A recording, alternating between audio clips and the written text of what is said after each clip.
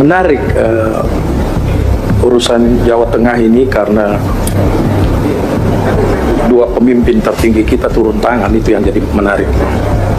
Saya teringat teori ikan busuk oleh Profesor Dr. Sehpapi,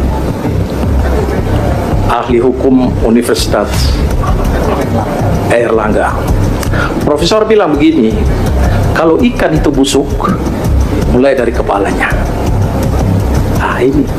Ini satu titik dari sekian titik. Kepala desa, aparat di bawah itu tidak malu-malu mendeklarasikan calon-calon tertentu. Di seluruh Indonesia ada begitu, tapi ada sembunyi-sembunyi terbuka. Ini tidak malu-malu. Dan tokoh masyarakat, RT, tokoh pemuda desa Kembang, siap mendukung dan mensukseskan Bapak Ahmad Rusli sebagai Gubernur Jawa Tengah dan Mas Agus Irawan sebagai Bupati Boyolali. Dan saya pikir ini meskipun ada surat himbauan, surat macam-macam, tapi proses ini tetap di bawah pasti berjalan terus. Sementara kita baru tanggal 20 Oktober itu pelantikan presiden, dan Bapak Presiden beri harapan besar bagi rakyat Indonesia tentang tidak ada cawe-cawe di pilkada ini. Pak, saya kebetulan dari Papua. Tadinya saya pikir, mungkin di Papua jauh dari pusat ibu kota yang keadaan seperti begini. Ternyata di Semarang yang ada di samping ibu kota negara yang kacamata seluruh dunia lihat itu jadi lebih parah lagi. Kita saat ini di sana karena ada pertarungannya antara bintang tadi, kemudian mantan kepala negara dan kepala negara ikut turun tangan. Ada satu pertanyaan sederhana dari saya pada Bapak, dengan tadi kebanggaan saya atas integritas Bapak. Dalam kondisi begini, apa sikap Bapak sebagai PJ? Netralitas Bapak sendiri. Saya tidak tanya untuk yang di bawah tadi itu sudah terkontaminasi semua, dan saya yakin untuk kembalikan sudah agak berat. Saya hanya minta jawaban Bapak sebagai PJ, posisinya netralitas Bapak. Terima kasih. Memang tadi disampaikan oleh Bapak cukup banyak Pak ya, tadi sampai temuan Bapak sampai 200.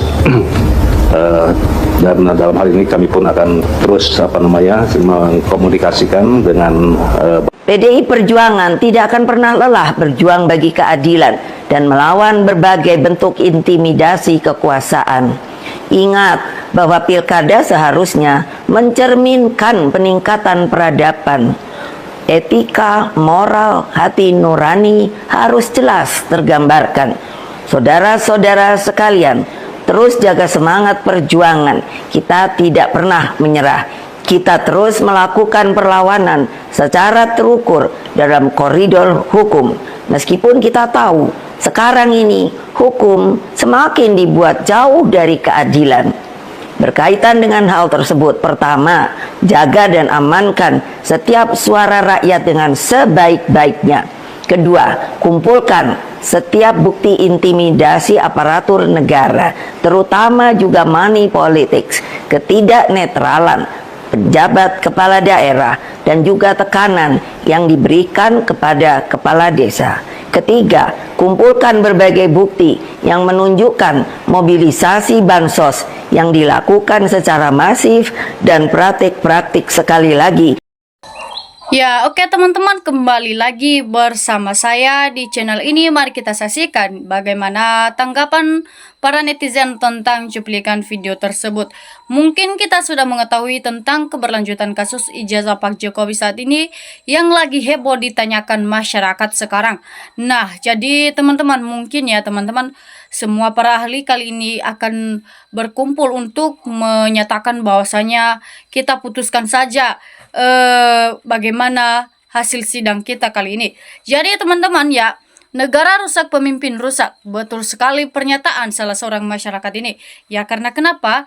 Negara kita itu jadi rusak karena pemimpinnya juga jadi rusak. Ya, kalau sebenarnya itu pemimpinnya mengatakan yang sebenarnya tentang kasus ini, maka negara kita tidak jadi rusak dan tidak pernah seperti hal yang terjadi saat ini. Ya, jadi tapi karena para pemimpinnya juga terlalu egois dan terlalu mementingkan diri sendiri, makanya terjadilah negara kita jadi amburadul dan tidak pernah aman dan tidak pernah maju.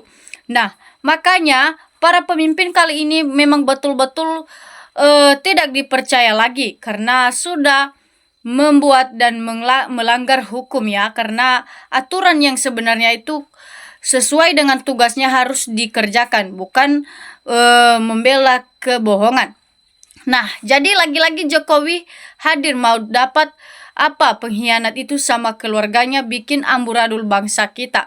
Jadi Pak Jokowi itu sebenarnya ya, dia itu yang sangat membuat negara kita jadi amburadul, apalagi di keluarganya ya. Sangat pembohong dan sangat penipu Pak Jokowi ini. Karena dia itu adalah orang yang tidak bisa dipercaya lagi. Jadi DPR korupsi besar-besaran ya, ikut grup kutu busuk. Kutu busuknya kapannya? Yang rusak samanya, mudah-mudahan saja kiamat dipercepat. Jadi ya, DPR saja membuat korupsi, apalagi para pemimpin yang paling atas dan juga paling bawah. Ya, semua di negara kita itu jadi rusak berantakan teman-teman, karena kenapa? Mereka mengalami kekorupsian sendiri masing-masing dan membuat kasus-kasus yang telah ada dalam aturan yang tidak boleh dilanggar. Nah, jadi teman-teman, berani karena benar, takut karena salah. Ya, orang yang ambisius biasanya rakus, orang yang gila jabatan akan tersesat di jalan. Orang yang serah ke hartanya tak akan berkah. Betul sekali pernyataan salah seorang masyarakat ini, karena memang benar. Ya, ketika benar yang kita lakukan itu, maka tidak takut salah. Jadi, ya mungkin juga kita perhatikan selama ini kelakuan Pak Jokowi itu memang sudah melebihi batas dan sudah melanggar aturan yang ada di negara Indonesia. Jadi, makanya negara kita itu sekarang itu tidak pernah maju-maju karena kelakuan Pak Jokowi ini memang sudah sangat melebihi batas, dan apalagi ya menipu rakyat dan mengkhianati rakyat. Jadi makanya rakyat sekarang itu ataupun masyarakat sekarang itu tidak berterima ya ketika Pak Jokowi itu tidak diadili secepat mungkin oleh para hakim dan juga pengacaranya seperti Pak Hotman Paris ini. Nah, kemudian teman-teman, makanya Jokowi itu tidak pernah juga menunjukkan di persidangan ijazahnya tersebut karena memang tidak ada. Jadi untuk apa kita paksakan hakim ataupun para pemimpinnya, sedangkan Jokowi saja mengelak untuk tidak datang ke persidangan, apalagi untuk menunjukkan ijazahnya. Jadi dalam hal itu supaya Pak Prabowo lah yang mengambil tindakan, karena hanyalah Pak Prabowo satu-satunya yang bisa mengambil tindakan dalam hal ini. Ya, mungkin saja karena Pak Prabowo saat ini adalah presiden kita, maka masyarakat ataupun rakyat Indonesia mempercayakan Pak Prabowo dalam kasus ini untuk mengambil tindakan. Jadi semoga Jokowi segera dimakzulkan saja dan langsung diseretkan ke dalam penjara daripada bikin negara kita jadi amburadul. Lebih baik Pak Prabowo ataupun Pak Jokowi dilengsarkan saja.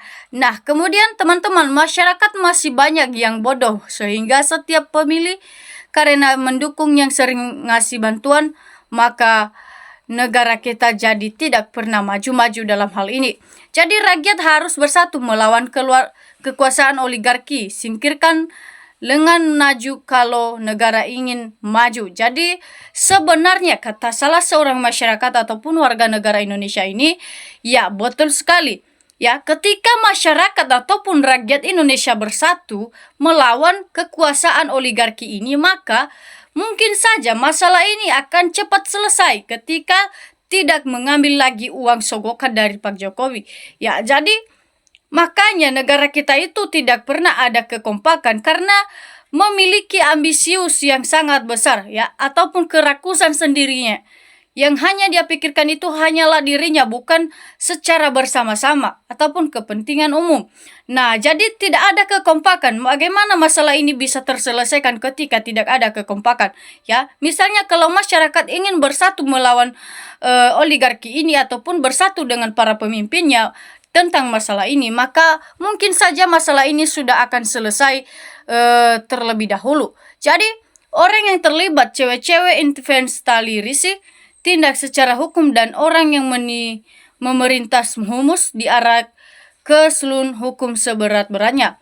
Maka ketika semua yang terlibat dalam kasus ini, pembelaan kasus ijazah Pak Jokowi saat ini, maka harus saja langsung diseretkan ke dalam penjara, apalagi para termul Jokowi dan juga yang melindungi Jokowi ini, dan begitu juga kepada Ibu Ova Emilia ini. Nah, makanya sekarang itu ya mungkin kita mengetahui bahwasanya Pak Jokowi itu betul-betul orang yang tidak bisa dipercayai lagi. Jadi coba semua mantan presiden diusut buka semua kesalahan saat menjabat, ya. Apapun itu, kalau diawali dari kecurangan, pasti apa yang dikerjakan gak mungkin berkah, ada aja masalahnya. Jadi betul sekali seperti yang dilakukan Pak Jokowi saat ini, apapun yang telah dilakukannya itu mungkin saja ya akan kedepannya itu semua yang dilakukannya tidak ada berkahnya karena sudah melakukan terlebih dahulu kecurangan dan penipuan di negara Indonesia. Jadi apapun yang dilakukannya lagi tidak akan percaya lagi masyarakat terhadap diri Pak Jokowi saat ini.